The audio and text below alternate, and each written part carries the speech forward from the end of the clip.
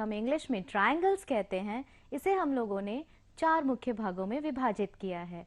तो आज हम लोग लास्ट पार्ट करेंगे। इस पार्ट के लर्निंग आउटकम्स हैं, बच्चे त्रिभुज में समरूपता की अवधारणा को स्पष्ट कर लेते हैं, बच्चे दी गई भुजाओं के अनुपात के आधार पर समरूप त्रिभुजों की रचना कर लेते हैं।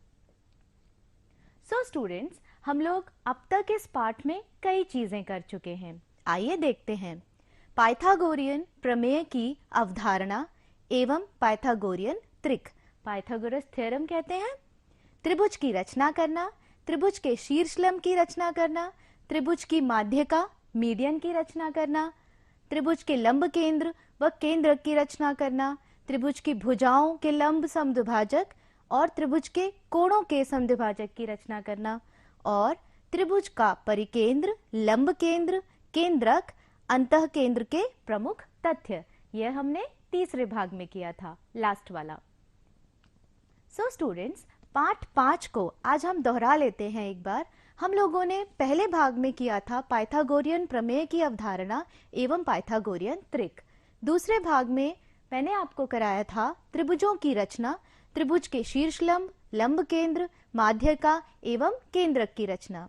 भाग 3 में हमने किया था त्रिभुज की भुजाओं के लंब समद्विभाजक, त्रिभुज के कोणों के समद्विभाजक, त्रिभुज का परिकेंद्र, लंब केंद्र, केंद्रक एवं अंतः केंद्र। आज हम लोग पढ़ेंगे त्रिभुज में समरूपता की अवधारणा, दी गई भुजाओं के अनुपात के आधार पर समरूप त्रिभुजों की रचना। सो स्टूडेंट्स, आप लोगों के घर में सबके पास बोल्स होंगी, कटोरियां। सो ये चटनी बोल है, थोड़ा सा छोटा है, और ये दाल बोल है, ये थोड़ा सा बड़ा है। सो स्टूडेंट्स, आप लोग ध्यान से देखिए, इनका रूप बिल्कुल समान है, मतलब इनका सेम शेप है, लेकिन साइज डिफरेंट है। देखने में अगर मैं फोटो इसका लूं या इसका लूं, पिक में तो पता ही नहीं चलेगा फोटोग्राफ में कि कौन सी वाली छोटी है कौन सी बड़ी है, लेकिन हम जब दोनों को साथ में देख रहे हैं तो हमें समझ आता है कि इनका रूप तो समान है, दिखने में बिल्कुल एक जैसी है, लेकिन इनका साइज अलग अलग है। ये 3D फिगर्स में आ जाएंगे, 3 डायमेंशनल है। सो ऐसी आकृतियां जो रूप में समान हो परंतु उनके आकार भिन्न हो, उन्हें हम समरूप आकृतियां कहते हैं। इंग्लिश में आप बस एक फ्रेज याद रखना, same shape but different sizes. ऐसी चीजों को सिमिलर चीजें या सिमिलर आइटम्स हम लोग कह सकते हैं। सो ये बोल्स का एग्जाम्पल बेस्ट है। सबके पास, आपके पास कटोरियां घर पे होती ही हैं। सो ये आपका रोजमर्रा की जिंदगी से जुड़ा हुआ बेस्ट एग्जाम्पल है। तो जैसे मैं कहती हूँ आप अपने आसपास हर चीज में गणित ढूंढा करिए, सो आप किचन में आज गणित ढूंढिए। ओके, अच्छा बच्चों, आप लोग बॉल्स से भी खेलते हैं। सो जैसा कि मैंने आपको इन चित्रों में दिखाया है, ये बॉल और ये बॉल दिखने में बिल्कुल एक जैसी है, सेम शेप है, सेम कलर है, एवरीथिंग सेम, लेकिन इनका साइज डिफरेंट है, अलग है। तो हम इन्हें सिमिलर तो कह सकते हैं, लेकिन सेम नहीं कह सकते, इक्वल नहीं कह सकते हैं। दूसरा देखिए, ये साइकिल है और एक ये साइकिल है। मान लीजिए ये साइकिल सानिया की है जो 3 साल की बच्ची है, और ये साइकिल संजू की है जो मान लीजिए 10 इयर्स का बच्चा है। तो दिखने में तो दोनों साइकिल एक जैसी हैं, लेकिन क्या ये इक्वल है, बराबर है, सेम है? नहीं, ये सिमिलर है। सो सिमिलर शब्द और समान शब्द को ध्यान से समझिए। समान और सिमिलर का अर्थ होता है रूप समान होता है, दिखने में एक जैसी चीजें, लेकिन उनके डायमेंशंस अलग अलग होते हैं, माप अलग अलग होते हैं। ये लकड़ी की डॉल्स होती हैं, आप लोगों ने देखा होगा, ये अक्सर मेले में जब आप जाते हैं तब मिलती है। बड़ी डॉल को खोलते हैं, उसके अंदर उससे अगली छोटी, उसके अंदर और छोटी, और उसके अंदर और छोटी। जब हम इन्हें बाहर लगा के बना के सेट करेंगे तो आप पाएंगे कि दिखने में बिल्कुल एक जैसी है, लेकिन इनके साइजेस डिफरेंट हैं, इनके आकार भिन्न होते हैं। तो बच्चों, ऐसी आकृतियां जो रूप में समान होती हैं लेकिन उनके आकार अलग होते हैं या उनके साइजेस डिफरेंट होते हैं, ऐसी आकृतियों को हम समान आकृतियां कहते हैं या सिमिलर आर्टिकल्स कहते हैं। आई होप आपको समझ आया होगा। आइए आगे बढ़ते हैं। सो स्टूडेंट्स, आइए अब हम इसी एक्टिविटी को अपने गणित से जोड़ते हैं कई बार हम अपनी रोजमर्रा की जिंदगी को गणित से जोड़ते हैं और कई बार गणित को रोजमर्रा की जिंदगी से। सो स्टूडेंट्स, आप इनमें देखेंगे 3 त्रिभुज हैं। ऐसे ही मैंने गत्ते से आपके लिए त्रिभुज तैयार रखे हैं। ये 3 त्रिभुजों में आप जरा सा देखिए और बताइए कौन से 2 सिमिलर हैं, समान त्रिभुज हैं। क्या आप देख पा रहे हैं? आइए मैं बताती हूँ। जो बीच वाला त्रिभुज है ये आप देखेंगे तो ये ऑब्ट्यूज एंगल्ड ट्रायंगल है, अधिक कोण त्रिभुज है, ठीक है। लेकिन जो बाकी 2 हैं वे दोनों समकोण त्रिभुज हैं। तो ये दोनों ही त्रिभुज अगर आप ध्यान से देखोगे तो ये समरूप त्रिभुज हैं। इनके आकार तो अलग अलग हैं लेकिन रूप समान है। तो बच्चों, ऐसी आकृतियां जिनका रूप समान होता है और जिनके आकार भिन्न होते हैं उन्हें हम क्या कहते हैं? Similar articles. तो ये वाले त्रिभुजों में अब आप मुझे बताइए समान त्रिभुज कौन कौन से हैं? एक तो ये छोटा वाला समरूप त्रिभुज है और एक ये दोनों आपके समरूप त्रिभुज हैं, एक जैसे त्रिभुज हैं। और ये तीसरा वाला अलग है। आइए आगे करते हैं। तो बच्चों, अब हम बात करेंगे समरूप बहुभुज की या फिर सिमिलर पॉलीगन्स की। ट्रायंगल्स में अभी जैसे मैंने आप बताया ये दोनों ही त्रिभुज समरूप त्रिभुज हैं क्योंकि इनके एंगल्स बिल्कुल सेम होते हैं, तीनों ही कोण बराबर होते हैं। भुजाओं में अंतर होता है लेकिन कोण तीनों ही बराबर होते हैं। तो ऐसे समरूप त्रिभुज होते हैं। दूसरा आर्टिकल्स है ये समरूप समपंचभुज या फिर हम पंचभुज को इंग्लिश में क्या कहते हैं? पेंटागन्स।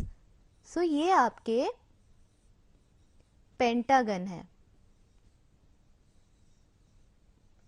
अब आप मुझे बताइए क्या ये पेंटागन्स या पंचभुज तीनों ही समरूप हैं? बिल्कुल हैं। आप देख पा रहे होंगे इनके कोण समान है और भुजाएं भी इनकी समान अनुपात में होती हैं। अगला आप देखेंगे समरूप वर्ग। ये सारे ही वर्ग समरूप हैं, इनका भी रूप समान है और आकार अलग अलग है। ये सबसे छोटा, फिर उससे बड़ा, फिर उससे बड़ा एंड सो ऑन। तो ये वाले सारे ही पॉलीगन्स सिमिलर पॉलीगन्स के एग्जाम्पल होते हैं समरूप बहुभुज के। आइए अब आपका ज्ञान पर रखते हैं। समरूप आकृतियां अगर हमें पहचाननी है तो आप ध्यान से देखिए, क्या यह आकृति इसके समरूप है? नहीं, ये सिर्फ विजिबिलिटी पे है, आप देख के ही बताएंगे। ये दोनों समरूप हैं, इनका आकार भिन्न है लेकिन रूप समान है। ये दोनों समरूप हैं। इसी तरह से ये दोनों रोम्बस भी समरूप हैं। ये पेंटागन्स समरूप हैं। इन्हें हम ओवल्स कह सकते हैं, ये भी समरूप हैं। ये पैरेललोग्राम्स ये भी समरूप हैं और ये फिर ट्रायंगल या त्रिभुज ये भी समरूप हैं। तो आई होप अब आप लोगों को समरूप आकृतियां अच्छे से समझ आ गई होंगी। अब हम बात करेंगे समरूप चतुर्भुज ABCD और एक A' B' C' और D'। थोड़ा सा अंकों के माध्यम से समझते हैं। सभी संगत कोण बराबर होते हैं। आइए हम लोग इसे चेक करके देखते हैं। क्या सभी संगत कोण दोनों ही चतुर्भुज में बराबर है?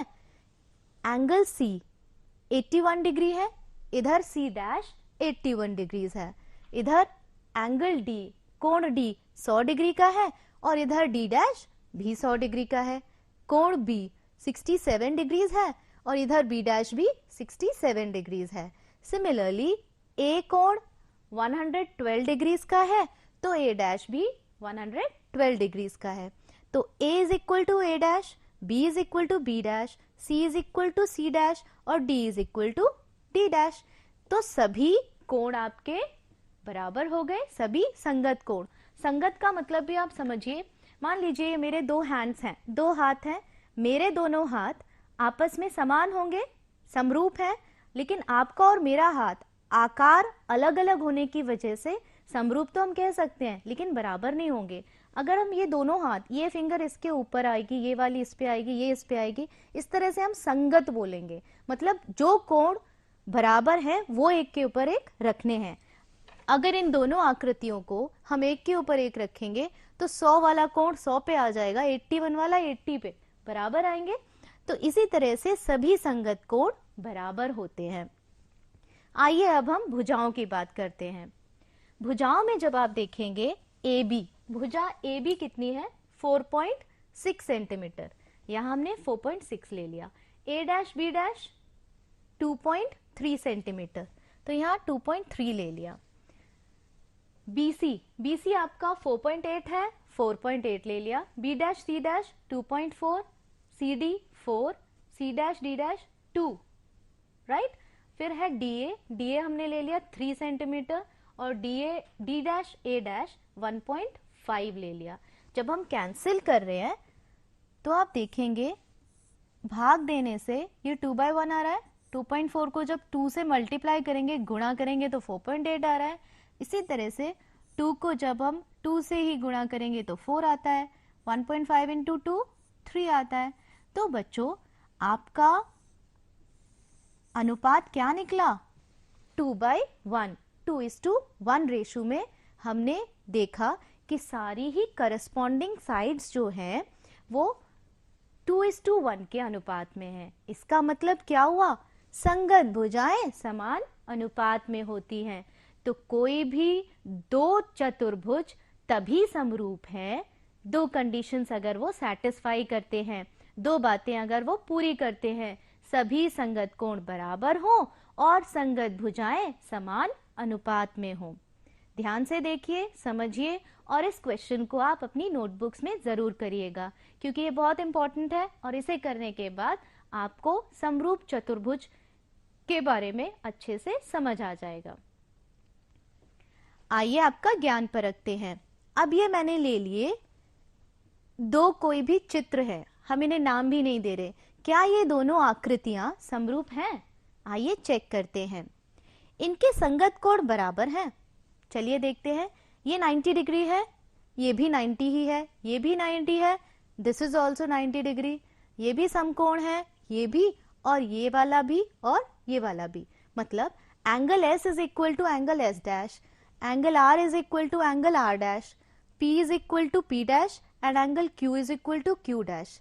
लेकिन जब आप ध्यान से देखोगे ये साइड या SP भुजा इसके बराबर है S डैश P डैश के, लेकिन जो SR 3 सेंटीमीटर है, SR S dash R dash 5 centimetre है, पर ये दोनों तो समान नहीं है। और अगर हम अनुपात की ही बात करें, 3 को 3 से जब आप डिवाइड करोगे तो 1 आएगा, लेकिन जब हम इस 3 को इस 5 से डिवाइड करेंगे तब तो 1 नहीं आ रहा। इसका मतलब इन दोनों आकृतियों के कोण तो बराबर हैं, पहला वाला स्टेप तो ये फॉलो कर रहा है, लेकिन इनके भुजाएं समान अनुपात में नहीं हैं। तो क्या ये दोनों आकृतियां समरूप मानी जाएंगी? बताइए, सोचिए सोचिए। नहीं मानी जाएंगी। सही जवाब, इनके संगत कोण बराबर है परंतु इनकी संगत भुजाएं समान अनुपात में नहीं है, अतः दोनों आकृतियां समरूप नहीं हैं। तो बच्चों आपने समझा, हमेशा ही समरूप नहीं होती हैं, यही तो हमें जांचना है कौन सी आकृतियां समरूप हैं और कौन सी आकृतियां समरूप नहीं हैं। अब हम करेंगे समरूप त्रिभुज सिमिलर ट्रायंगल्स पर कुछ खास बातें, और आप ध्यान दीजिएगा ये जो मैं अभी बताऊंगी वह आपको एक्सरसाइज नंबर 5J, अभ्यास 5J जो आपकी पुस्तिका के पेज नंबर 133 पर है, उसमें आपकी सहायता करेगा। आइए प्रश्न देखते हैं। ये पहला प्रश्न है, ये दूसरा प्रश्न है। ये दोनों ही प्रश्न मैंने साथ इसीलिए लिखे हैं जिससे आप तुलनात्मक अध्ययन कर पाएंगे, कंपैरेटिव स्टडी कर पाएंगे। यदि दो त्रिभुजों की संगत भुजाओं का अनुपात समान हो तो उनके संगत कोण भी समान होते हैं। मतलब इसमें गिवन है कि दो त्रिभुजों की संगत भुजाएं तो अनुपात में हैं, ठीक है, और हमें प्रूफ करना है कि उनके कोण भी बराबर होते हैं। मतलब अगर पहले वाली कंडीशन सही है तो दूसरी अपने आप ही सही होगी। दूसरे वाले क्वेश्चन में क्या है, यदि दो त्रिभुजों के कोण समान हो तो उनकी संगत भुजाओं का अनुपात भी समान होता है। तो ये इसका विपरीत है कहीं ना कहीं। कैसे? इसमें हमने कहा है कि संगत भुजाएं समान अनुपात में हैं तो कोण बराबर होंगे। इधर हम कह रहे हैं अगर कोण बराबर हैं दोनों ही आकृतियों के तो भुजाएं भी समान अनुपात में होंगी। आइए करके देखते हैं। जैसा कि मैंने बताया इसमें संगत भुजाओं का अनुपात समान है, इसका मतलब AB बाय DE। चेक करें, 4.5 बाय 3 लिख दिया। अगला है BC by EF, BC 6 by EF 4, so 6 by 4। जब हम इन्हें कैंसिल कर रहे हैं तो 4.5 को जब 3 से डिवाइड करेंगे, 3 से जब भाग देंगे तो 3/2 आता है, 3/2 आता है। इसी तरह से BC बाय EF भी 3/2 आ रहा है। और अगर हम CA बाय FD देखें तो CA कितना है 7.5 सेंटीमीटर और FD आपका 5 सेंटीमीटर। तो 7.5 को भी जब 5 से डिवाइड करेंगे, भाग देंगे तो आपका अनुपात आएगा 3:2। इसका मतलब तीनों ही भुजाओं के जो संगत भुजाओं के अनुपात है वह 3:2 आ रहे हैं। तो बच्चों हम कह सकते हैं कि जब भी ये समान अनुपात में होती हैं भुजाएं तो आपके कोण भी बराबर होते हैं। तो ऑटोमेटिकली A = D हम मान सकते हैं, B = E और F = C। समझ आया? आइए अगला देखते हैं। दूसरे वाले में मैंने आपको कहा था यदि दो त्रिभुजों के कोण समान हो तो उनकी संगत भुजाओं के अनुपात भी समान होते हैं। अब की बार हम शुरू करेंगे कोणों से। A = D है, चेक करें 80 और 80 है, हाँ कोण अगर गिवन है बराबर है। B = 60, E = 60, दोनों ये कोण भी दोनों बराबर हैं। करस्पॉन्डिंग एंगल्स B = E आ गया। इसी तरह से एंगल C = F आ गया, यहाँ पे लिखा हुआ है which is equal to 40 degree. C और F कितना है 40 डिग्री है। तो अगर तीनों कोण बराबर हैं इसका मतलब तो लिख सकते हैं हम कि BC by EF is equal to AC by DF which is equal to AB by DE। ठीक है, तो हम इन्हें समान अनुपात में लिख सकते हैं भुजाओं को। सो 6/3 करेंगे, 2/1 आ रहा है और इसी तरह से सबको जब हम भाग देंगे तो 2/1 आएगा, समान अनुपात आएगा।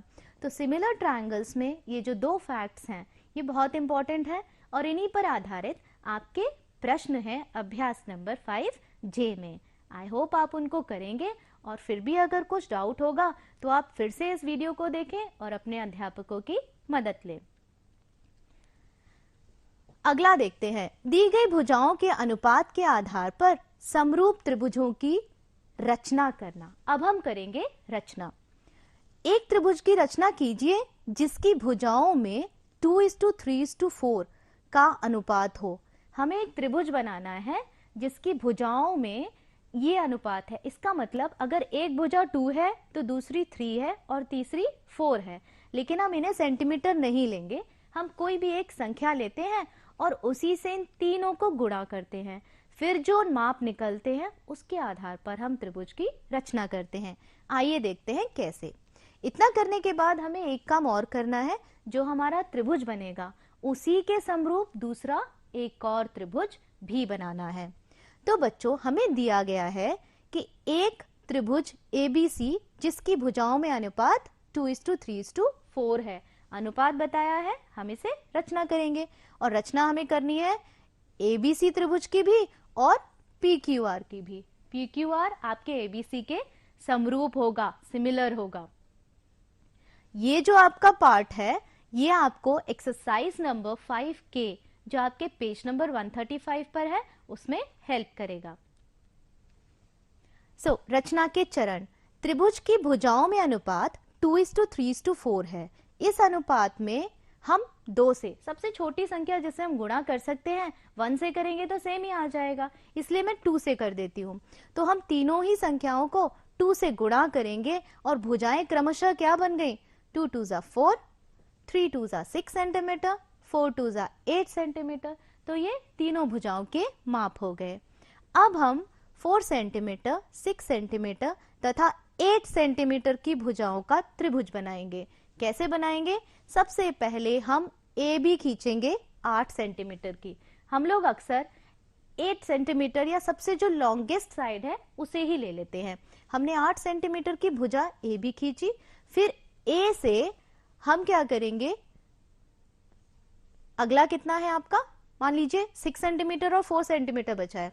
ए से मैंने 4 सेंटीमीटर अपने स्केल पे नापा कंपास की मदद से। कंपास की नीडल हम यहाँ रखते हैं और चाप 4 सेंटीमीटर की लगा दी। इसी तरह से हमने अपने कंपास की प्रकार की नोक बी पर रखी, 6 सेंटीमीटर स्केल पे नापा और पुरानी वाली चाप को काट दिया। तो ये जो हमें बिंदु मिला यही बिंदु सी है।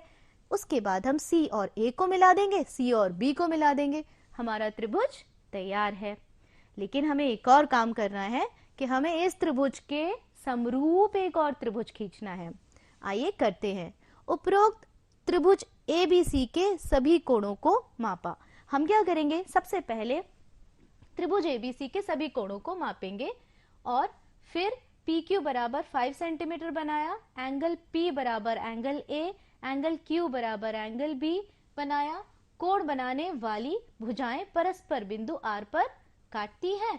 यह त्रिभुज पी क्यू आर त्रिभुज एबीसी के समरूप अभीष्ट त्रिभुज है। तो बच्चों, ये जैसे मैंने ए बी 8 सेंटीमीटर लिया है, इसी तरह से ये हम अपनी मर्जी का ले लेंगे। पी क्यू आप जितना चाहें ले लें। मान लीजिए मैंने इस बार 5 सेंटीमीटर लिया है क्योंकि हम समरूप त्रिभुज बना रहे हैं। ठीक है, बराबर तो नहीं बना रहे हैं कि साइड इक्वल होंगी। तो हमने पी क्यू 5 सेंटीमीटर ले लिया। उसके बाद हमें क्या करना है, ए पर आपको अपने कंपास की नोक रखनी है और एक चाप बनानी है। उतना ही माप लेके आप पी पर कंपास की नोक रख के और एक चाप बनाएंगे। दूसरी तरफ हम बी पर एक नोक रखेंगे कंपास की और एक चाप लेंगे और उतना ही माप लेके क्यू पर भी बनाएंगे। उसके बाद बच्चों, ये जो बिंदु है ये वाला, यहाँ पर आप कंपास रखेंगे और जो पुरानी वाली चाप है उसको नाप लेंगे कि एग्जैक्टली जब एसी कट रहा है तो कहाँ हो रहा है। अब इसी माप को लेकर हम दूसरे वाले त्रिभुज की रचना में आएंगे और इस बिंदु पर रख के ये वाली चाप लगाएंगे। तो ये दोनों चाप बराबर हो गई। अब यहाँ पर हमें एक इंटरसेक्शन पॉइंट मिल गया। इस इंटरसेक्शन पॉइंट को पी से मिलाते हुए और बढ़ा देंगे। इसी तरह से हम बी पर जो चाप लगाई थी, इस बिंदु पे कंपास का बिंदु रख के उसका नीडल रख के यहाँ पर काटेंगे। उतना ही माप लेके हम इस वाले फिगर में भी कट करेंगे। यहाँ भी हमें एक बिंदु मिला, क्यू को उस नए बिंदु से मिलाकर आगे एक्सटेंड करेंगे। अब जिस बिंदु पर ये दोनों ही रेखाएं इंटरसेक्ट करेंगी, एक दूसरे को काटेंगी, वही बिंदु आपका तीसरा बिंदु होगा दूसरे त्रिभुज का। सो आपका आर मिल गया। तो इस तरह से हम समरूप आत्मनिर्भर भारत 20 लाख करोड़ रुपए के आर्थिक प्रोत्साहन पैकेज की घोषणा, जिसका उद्देश्य स्वनिर्भर भारत का निर्माण करना है। इस योजना में कुटीर उद्योग, छोटे एवं मध्यम स्तरीय उद्योग, मजदूर, मध्यम वर्ग सहित सभी वर्गों की जरूरतों को शामिल